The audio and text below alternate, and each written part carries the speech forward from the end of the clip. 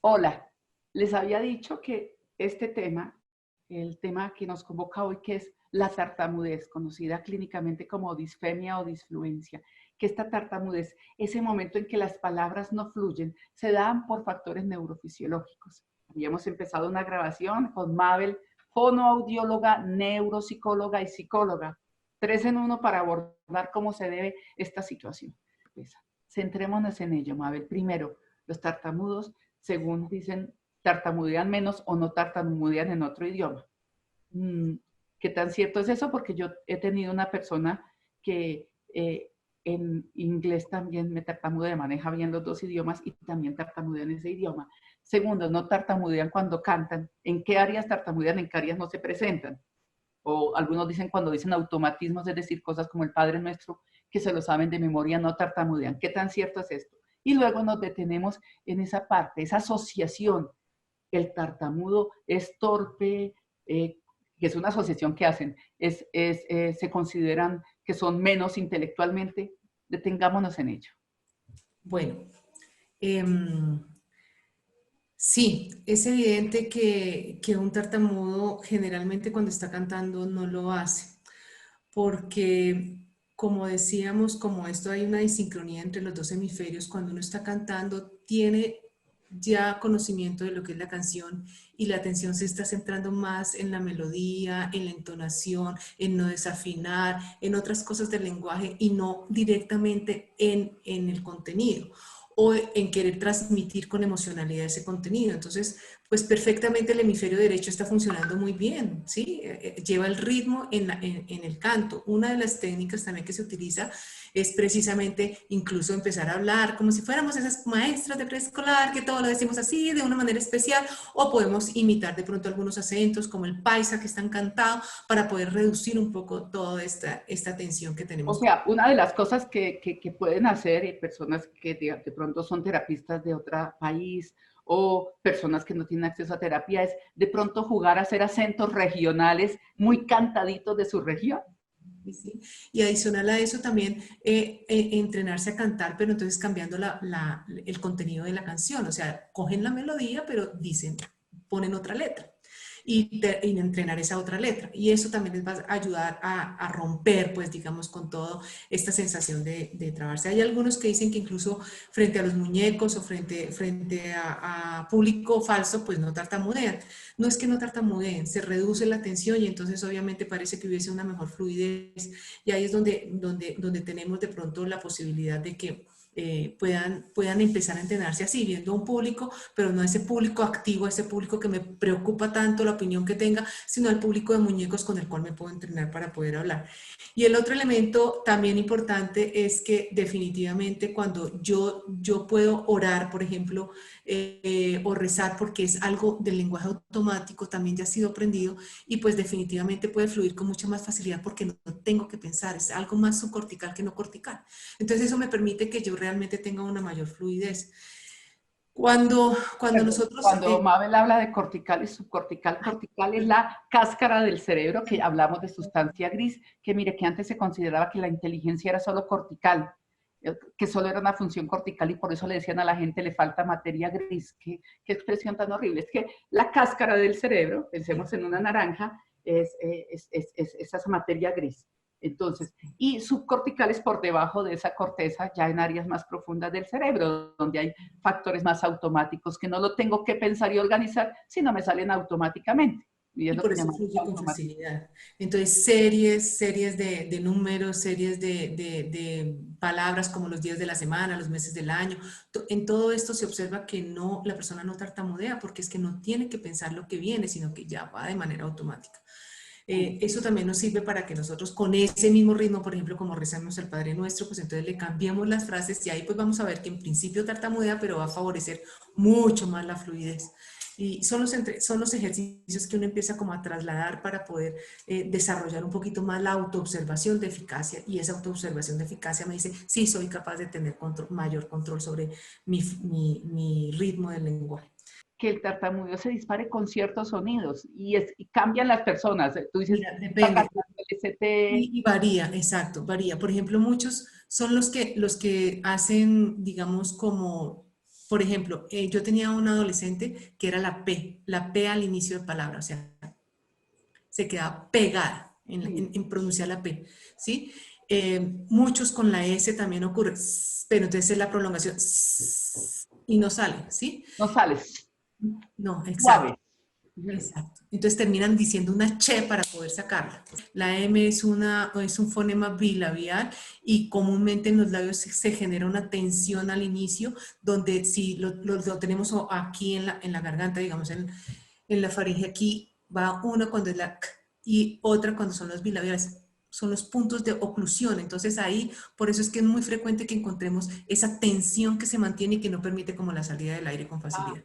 oh. Por eso se presenta también en la P, en la M, en la K o en las S y Fs también, porque estas entonces son las de, Claro. en estas son de tensión y en las otras son de prolongación. Entonces, y no sale, O en ¿sí? la B, ¿no? Y no Bueno, sale, o sea, son las de claro, prolongación. ¿Mm? claro. También hay unas que son las vocales, porque son las de prolongación, porque es la tensión inicial, es donde se pone la tensión inicial. Entonces, puede ser la tensión que bloquea, la tensión de parada de frenado, la tensión de resbale y no poder seguir como... Y ahí sí es cierto que como porque, que tenía todo combinado, como Sí, el cerdito claro. porque Mira, era buenas, ¿sí? que además, entre otras, en la caricatura era un cerdito muy inteligente, pero que lo trataban como torpe. Mira qué buen ejemplo y eso nos lleva a ese punto que habíamos enunciado al principio. Tartamudez, torpeza, incluso, Baja como inteligencia, me sí. decía este cliente, me siento estúpido. Y el Consuelo, creo que todo lo que tenga que ver con las alteraciones del lenguaje da esa connotación, Sí, porque el lenguaje y la fluidez es uno de los elementos que te puede dar a ti como credibilidad y como confianza en que tú eres una persona que tiene conocimiento porque dominas un tema, ¿sí? Pero cuando tú muestras de pronto tartamudez, pues muestras inseguridad, entonces creen que no tiene conocimiento y eso se empieza a gestar desde la infancia.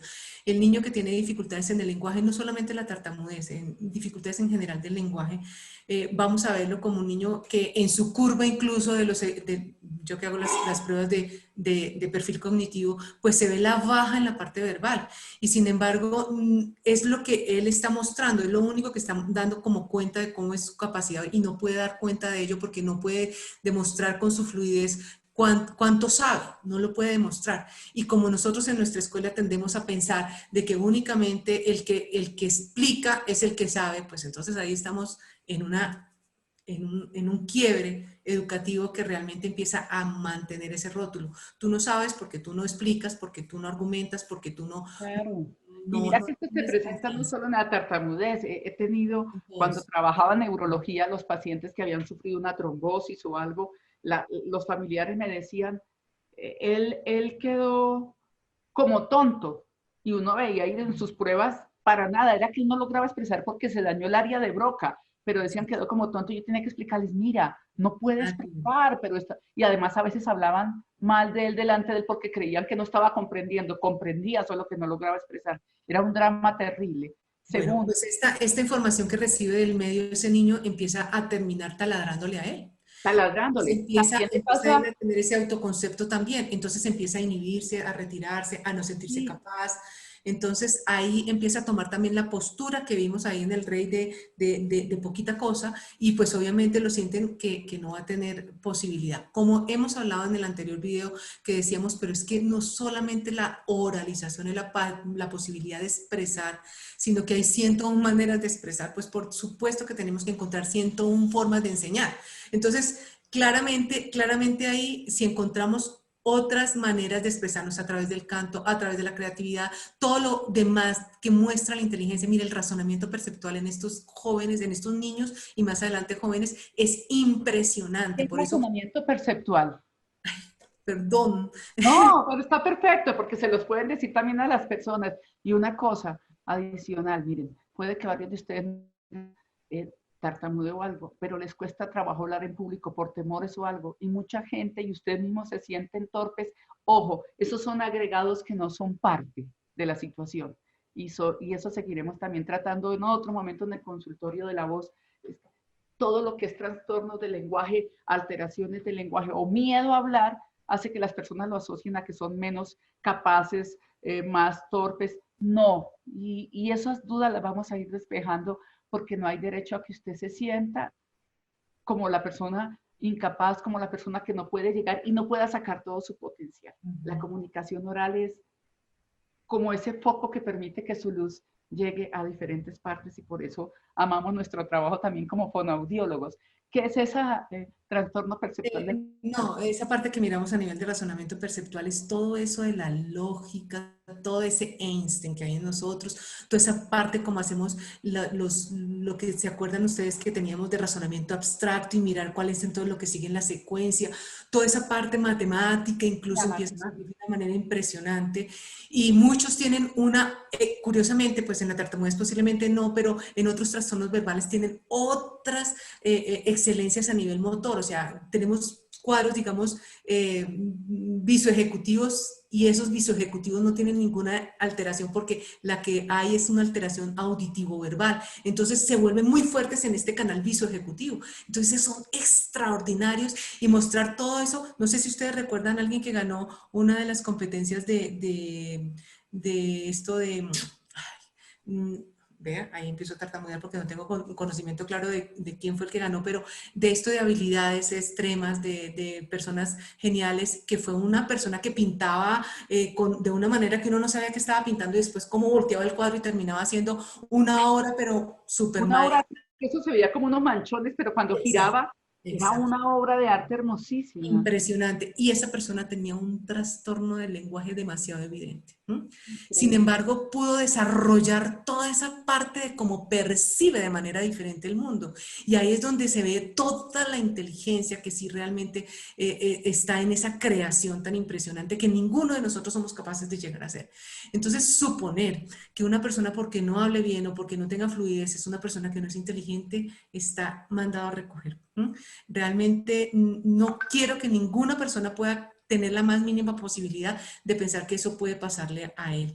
Muestren todas esas otras formas de inteligencia que sí tienen, y no importa, y desen el permiso a no tener fluidez, como el que se da permiso a no saber bailar bien, que esto es un buen ejemplo para saber. Nosotros entrenamos a la persona que baila en que de pronto lo haga paso, contando los pasos, 1, 2, 3 para adelante, 1, 2, 3 para atrás, y esa persona va a aprender a manejar el baile suficiente para un evento social, pero nunca va a tener el swing, y seguramente no le va a gustar mucho bailar, y cuando son las actividades de baile no va a querer estar en el baile, pero ha aprendido a ser funcional para seguir mostrando todo lo que sí es capaz de hacer. Y otras personas que pueden tartamudear pero bailan divinamente, porque la tartamudez ya entonces no es de ese orden motor, sino es de otro orden un poquito más diferente. Bueno, en fin, eso es lo que toca empezar a mirar, y además reconocer en dónde está nuestra grandeza, en dónde está nuestra inteligencia, y ese es el camino que nos va a llevar realmente a visualizarnos como personas exitosas y a sentirnos satisfechos, porque ese es el éxito, sentirse uno satisfecho con todo lo que uno ha logrado desarrollar. Entonces ahí es no permitir por nada de la vida que el otro marque mi destino. Mi destino es de grandeza, y esa grandeza la tengo descubriendo mi inteligencia, que siempre está ahí. ¿Listo? Que siempre está ahí. Y miren, para los que están con nuestra edad, en los años 80 se sacó una serie que fue exitosísima, que fue la vida del emperador Claudio, este emperador romano que además llegó al poder gracias a que todo el mundo lo consideraba estúpido, empezando por su mamá. Lo consideraban el desastre, el torpe, y a él lo nombra Calígula, y se libra de muchas complotos contra él, porque todo el mundo pensaba, ese no vale nada, era cojo y además tenía una tartamudez enorme. Y sin embargo, lo brillante que fue como emperador en sus 13 años de reinado antes de que lo asesinaran. Calígula lo nombra senador después de haber nombrado senador a su caballo, también lo nombra senador a él. Una burla, como Sí, una ofensa, y como sin una... embargo llega a ser tan brillante, a pesar incluso del mismo, que él se sentía bastante torpe y poca cosa. Vamos a observar un breve fragmento en donde en esta serie muy bien lograda, muy bien actuada, este personaje que interpreta maravillosamente este actor inglés, muestra cómo toda su torpeza lo hace que sea el objeto de burlas y de, para todos, él jamás va a llegar a algo. Y un dato curioso, ese actor que hace de Calígula, de Claudio en esa serie, estando joven, años después hace del obispo en el discurso del rey, que dice que el rey no va a poder y que además se burla del terapista. Está ahí y yo creo que para el actor debió ser sensacional ver ahora a otro actor haciendo de una persona tartamuda cuando él hizo una serie de mucho éxito de una persona con tartamudez. Observemos ese momento magistral de esta actuación. Good morning, grandmother. Mother and I would like to know if there's any change in Augustus' health. He's improving, which is more than I can say for you. Thank you, grandmother. It's a great relief. Yes.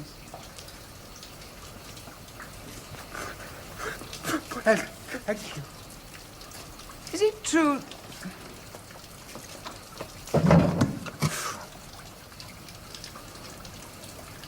Is it true you've written a book about the religious changes during the reign of Augustus? Yes, grandmother. And that you intend to give a public reading of it?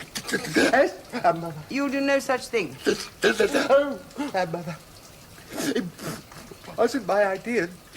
Americus suggested it before he left. I won't have you making a laughing stock of my family. I'm better when I'm rehearsed. He's a trained monkey, but he still looks and sounds every inch a monkey. Come. If that head of yours doesn't stop twitching, I'll have it off and stuck on a pole. That'll fix it. Thank you, grandmother.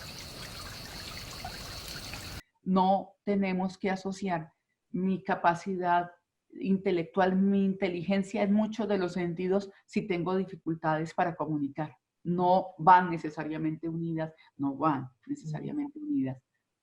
¿Qué más podríamos aportarle, Mabel, respecto a esta parte a las personas que tienen esa dificultad para fluir con las palabras? Ya sea porque se le quedan atrapadas como si hubiera obstáculos o porque se les quedan como deslizadas o que de todas maneras no logran esa fluidez como el agua al hablar. Bueno, pues definitivamente tenemos el requerimiento para las personas que pueden acceder a toda la parte de la intervención terapéutica. Es importante, como ya dijimos, esa mirada multifuncional, esa mirada multidisciplinaria, para que podamos realmente pues, tener un abordaje más certero.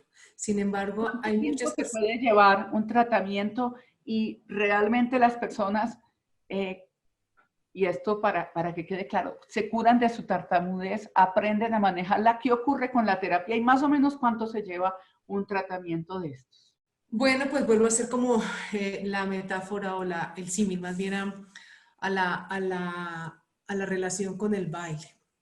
Cuando ustedes son torpes bailando o uno es torpe bailando, tiene un instructor que le enseña a bailar y uno aprende ciertos pasos, pero los aprende muy, muy conscientemente de los pasos y los cuenta incluso mentalmente para no equivocarse y logra rutinas de baile suficientemente buenos para funcionar dentro de las exigencias del medio. No obstante, no existe el swing o el movimiento que fluye de manera natural. Esto es más o menos lo que ocurre también en estos procesos. Logramos una gran mejoría, una gran funcionalidad, una gran credibilidad y un poder de sentir la satisfacción de la comunicación oral. Pero de pronto siempre vamos a tener esos dejos, vamos a tener esos espacios, esos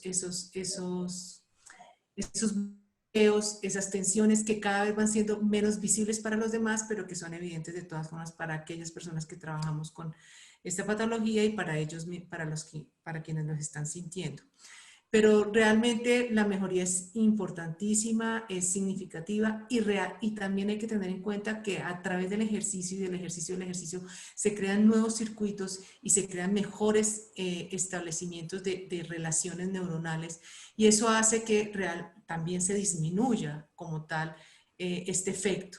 Entonces, la neuroplasticidad cerebral nos va a favorecer nuevas rutas, nuevos caminos, nuevas formas, nuevas redes que van a permitir una fluidez también en el lenguaje y va a minimizar esa disfluencia. O Pero sea, esta neuroplasticidad que también ayuda a crear nuevas rutas en una persona, en un niño que es empezado a tratar a tiempo, o más bien tempranamente en tartamudez. Pero esta misma neuroplasticidad responde a personas que tienen 20, 30, 40 años y deciden trabajar su disfluencia, su tartamudez. sí, mejora. Obviamente no va a quedar completamente fluido ahora va a ser el que, pues mejor dicho, va a hablar perfectamente. No, siempre va a quedar ese dejo, pero de todas formas va a ser bastante buena la mejoría. ¿Sí? No Sí. se quita como tal, permanece la disfluencia porque permanece la sincronía, pero se disminuye significativamente cuando se ejercita adecuadamente porque se crean otras nuevas redes y porque además se desarrolla tanto el cerebro que logra incluso engrosar algunas áreas que son importantes o que se ven un poco trastocadas. También depende del tipo de tartamudez, por eso para mí es tan importante hacer la observación muy clara de cuál es la tartamudez que está presentando la persona. Aquí hay algo interesante en esa serie de Yo Claudio, para quienes la vieron, si no, también se encuentra en YouTube.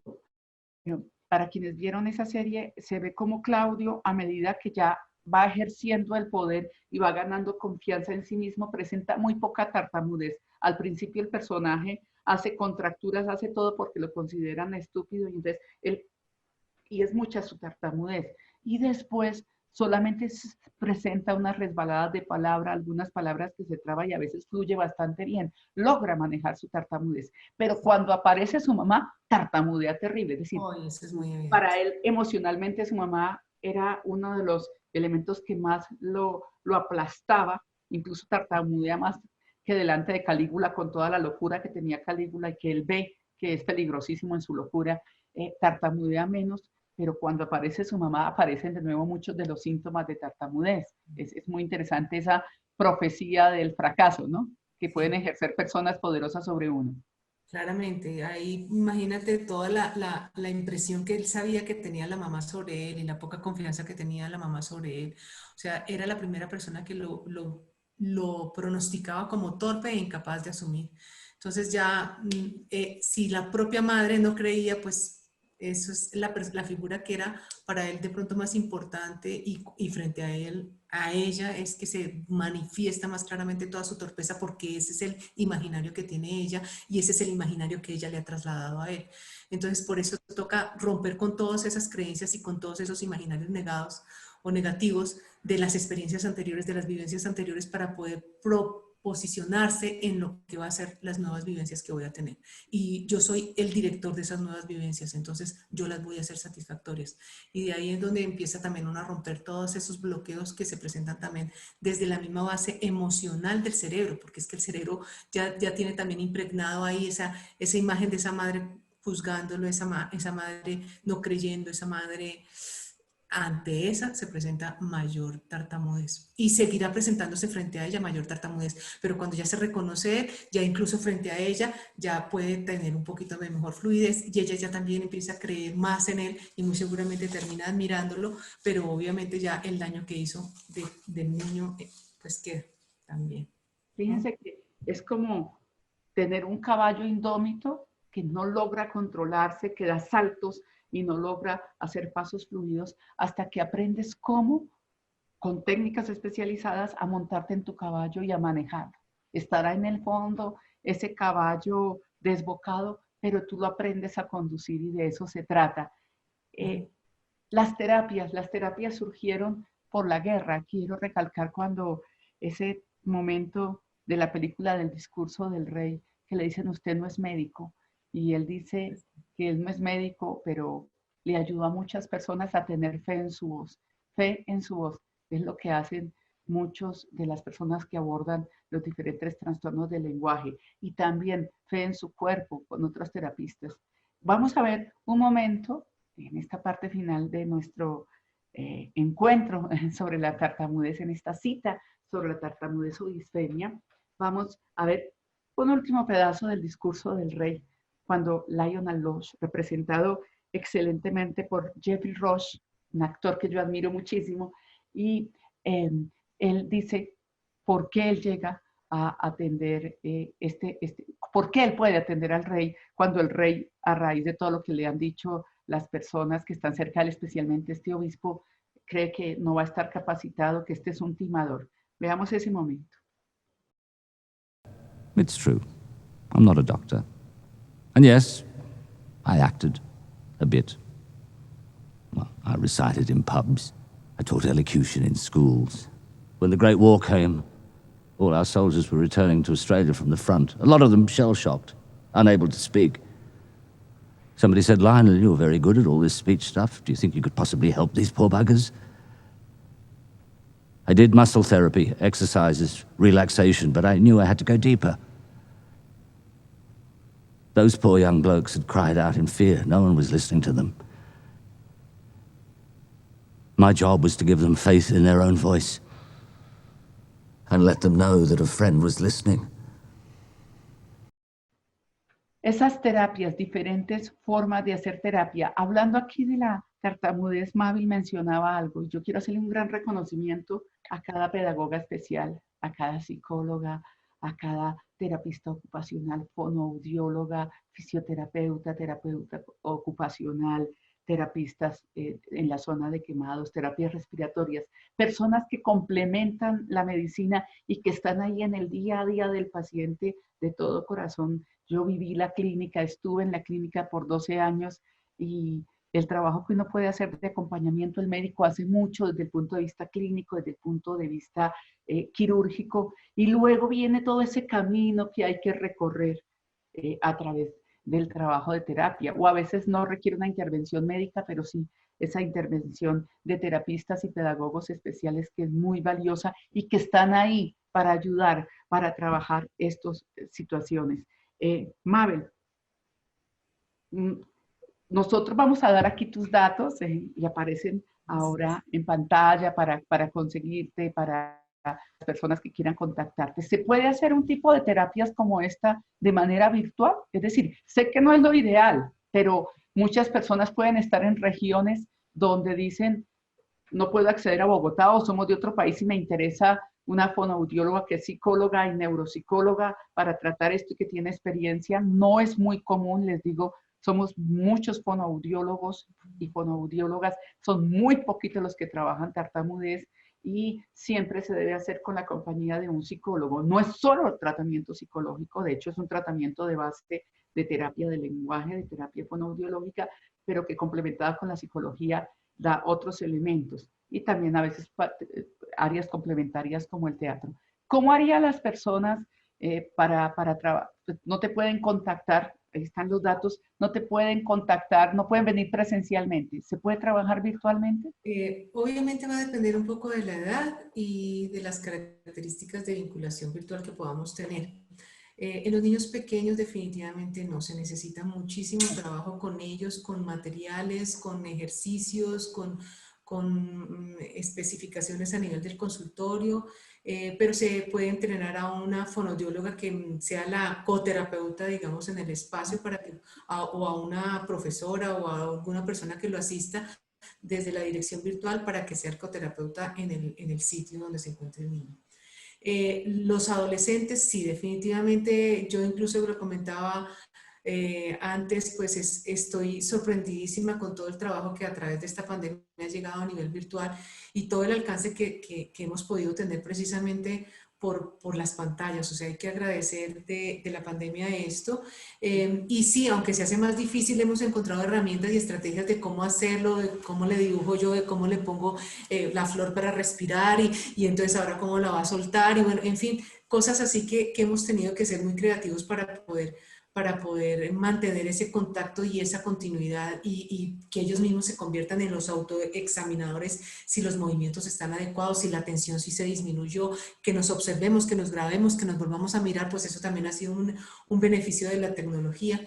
Entonces, esto creo que sí se puede trabajar ya en personas, en adolescentes y en adultos con mucha más facilidad a nivel Digamos que una persona no tiene la facilidad, o ya sea porque su red de internet en el sitio donde está no es la mejor, o porque realmente sus condiciones económicas no permiten que tenga acceso a la terapia. sí. Tips, recomendaciones para estas personas que no tienen ese acceso, para que no sean presas de personas que los tratan y los explotan, ¿no? Claramente, muy bien. Bueno, yo pienso que tienes que ser esa persona muy estudiosa de sus condiciones, de las características de su tartamudez. Nuevamente digo, la autoobservación se convierte en la mejor herramienta inicial de diagnóstico, saber en dónde tengo la máxima atención.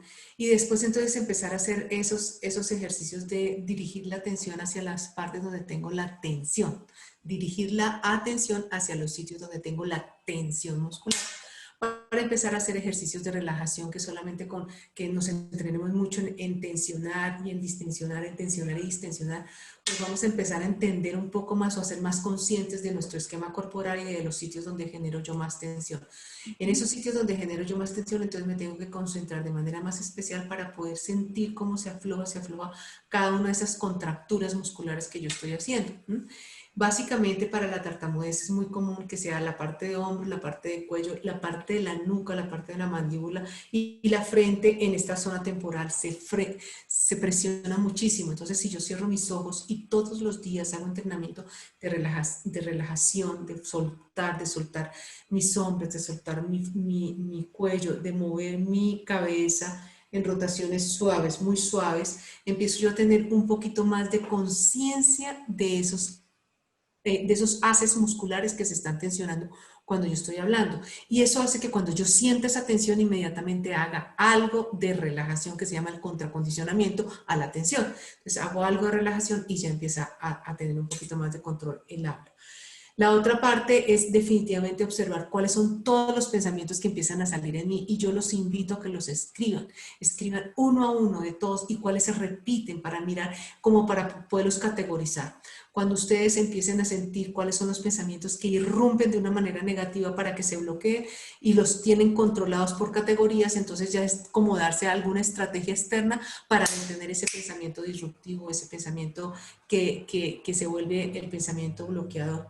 Entonces, a eso tenemos que ponerle otro pensamiento que sea positivo. Entonces, si lo que yo siempre estoy pensando, como les explicaba con alguien en particular, es me estoy demorando mucho, y entonces ya termino solamente diciendo la última parte y no sigo hablando. En ese momento decirse, yo tengo el tiempo para hablar, así como una persona que es de pronto de edad tiene el tiempo para pedir que le repitan porque no escucha bien, o tiene el tiempo o tiene el derecho a repetir nuevamente una frase que acaba de decir porque no la recuerda muy bien si la dijo o no la dijo. Y todos los demás tenemos que... Cuando una persona habla otro idioma y dice, espérate un momentico, a ver, recuerdo la palabra y todo eso. Está mejor, ese ejemplo está mejor. O sea, asuman que tienen el derecho y tienen el derecho de tener más tiempo en la producción de su discurso. Así de que si al resto del mundo le toma 2 minutos decir su idea, si a ustedes le toman 3 minutos, magnífico, ese es su derecho. Entonces es una de las partes importantes, reconocerse, no juzgarse, no criticarse por tener eso, no sentir enojo con ellos mismos por tener eso, sino más bien sentir humor, gozarse, incluso su propia dificultad, sacarle partido a esa dificultad, no sé, y empezar a mirar con otras alternativas, cómo pueden expresar, si se pueden apoyar, por ejemplo, en diapositivas, si se pueden apoyar en diagramas. Hay un ejercicio que yo hago muchísimo, es que para cuando tengan la parte de la información verbal que quieren expresar, por ejemplo, cuando tienen que exponer, hagan un mapa cerebral, se llama esto, es a tener como en la mente una servilleta, hagan de cuenta, con toda la imagen de lo que quieren decir punto por punto, así como una diapositiva grande en su mente, porque no siempre tienen que la diapositiva para poder explicarla, por ejemplo, en un restaurante. Entonces tengan mentalmente toda una hoja con el esquema mental de lo que quieren decir para que no se les falla ningún Como, punto de lo como que quieren. esas rutas que arman los ejecutivos en las presentaciones que llaman bullets de sus mensajes clave. Exacto, es eso. Entonces, esa imagen, generalmente la persona que tiene tartamudez, como decíamos, tiene una buena recepción y una buena captación por el ojo. Esa imagen va a quedar grabada en su cerebro, entonces no va a quedar con toda la información verbal, pero sí la información visual va a quedar. Entonces le va a favorecer muchísimo más la ruta para la expresión. Entonces, si tienen eso, si se acostumbran a hacer como un mapa de lo que quieren explicar, así tengan la diapositiva, pero se graban ese mapa de todos los pasos que concluye ese mapa mental, pues les va a servir muchísimo en el momento de organizar el discurso para cuando van a comunicar lo que quieren comunicar.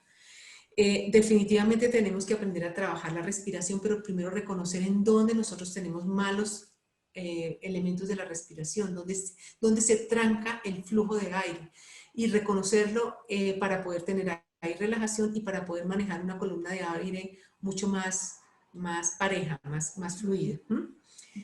Hacer ejercicios articulatorios frente al espejo favorece muchísimo. Hablen frente al espejo, hagan las presentaciones, digamos si van a una fiesta, cómo se presentarían frente a los amigos, entrénense con esos pequeños parlamentos hasta que se conviertan en rezos, digamos, hasta que se conviertan en lenguaje automático, y así van a sentir que fluyen con más facilidad. Y por otra parte, pues hagan trabajo de lectura tapándose los oídos, o sea, poniéndose auriculares o tapándose los oídos de alguna manera, y empiecen a leer y Que graben. pueden hacerlo poniéndose la música que les guste, obviamente música tal vez no de palabra, pero música, melodías. Sí, melodía, exacto, para que se ensordezcan un poquito. Y entonces toman la lectura sin esa música que se han puesto o sin esos auriculares que se han puesto, y después toman la lectura con los auriculares y con la música para que observen cómo están leyendo. Cuando ustedes se observan que pueden leer bien, eso ya les da un reconocimiento, que era lo que habíamos visto en una de las películas, en uno de los cortos. Ese reconocimiento le da sacar pecho y credibilidad en que sí va a poder definitivamente hablar más fluido. Entonces, estas cositas pues creo que pueden servirle. Observen muchísimo cuáles son sus características y de ahí empiecen a generar esquemas de trabajo y ejercicios para cada uno. Y con muchísimo gusto en comunicación pues puedo darles yo algunas otras herramientas en un momento dado frente a lo que están presentando. Así que, miren, ahí quedan los datos de Mabel, de la doctora Mabel Álvarez. Ya vieron toda la entrega que ella tiene, todo lo que quiere comunicar, y si al acceso de ustedes está, si ustedes quieren hacerlo, pueden consultarla. Ha sido una invitada de lujo llevarnos. Gracias, Mabel. No. Lo que buscamos acá es que de ese camino aterrador que puede representar hablar, ustedes entren a la puerta del reconocimiento, primero del autorreconocimiento y luego del reconocimiento público.